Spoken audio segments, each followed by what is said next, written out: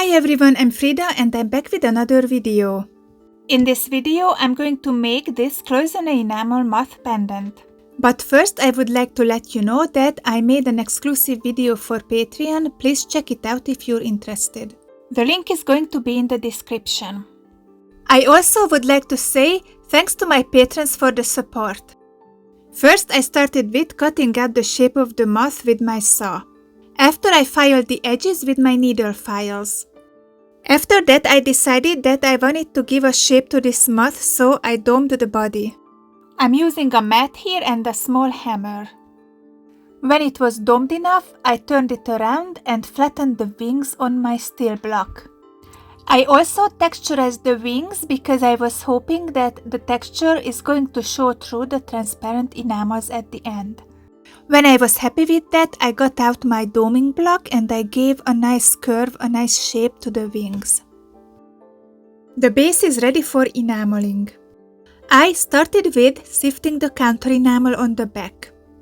I fired it off camera and I pickled it because the other side developed oxides.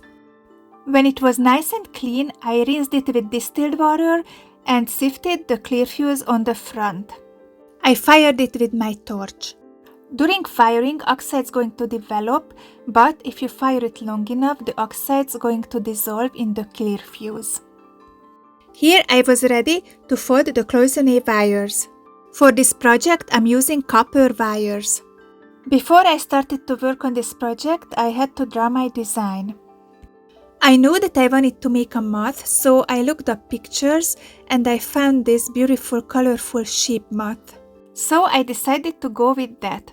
I was out of Cloisonne wires, so I had to roll some in my rolling mill. I started with round wires and by the time I was finished, they became flat. I formed them with pliers and tweezers to match my design. They stand on their edges and they're going to separate the colors.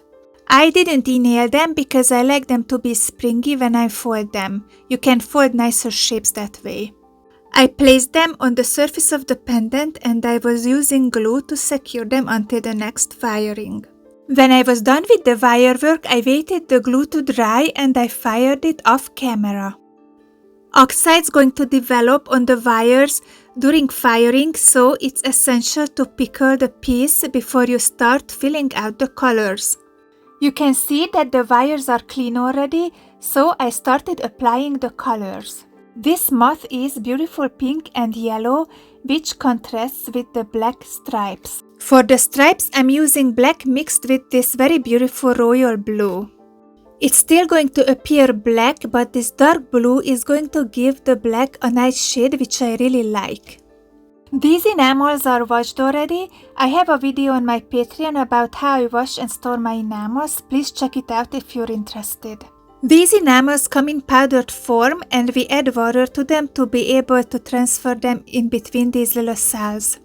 I'm using a paintbrush and a scraper to do that. When I was done filling out the first layer, I waited the piece to dry and I fired it with my torch. Enamel shrinks during firing, so we add more layers. It's important to pickle the piece between each layers if you work with copper wires. Here you can see me applying the second layer and I added a third layer off camera. When I was done with the colors, I fired it off camera. Only one step remained of this process and that's the sanding. This step is necessary to make the surface nice and smooth and to expose the wires. I used diamond pads and a lot of water. The sanding makes the enamel matte, so we have to fire it to get the glossiness back. After the last firing, I pickled the piece one more time to remove the oxides from the wires. I put it in a setting I made and it was done. I really like the colors, let me know what you think. If you like my work and my videos, please consider supporting me on Patreon or buy me a cup of coffee. The links are going to be in the description. You can also show your support by subscribing to my channel, liking and commenting on my videos and also sharing them. Thank you so much for watching and see you in the next one. Bye!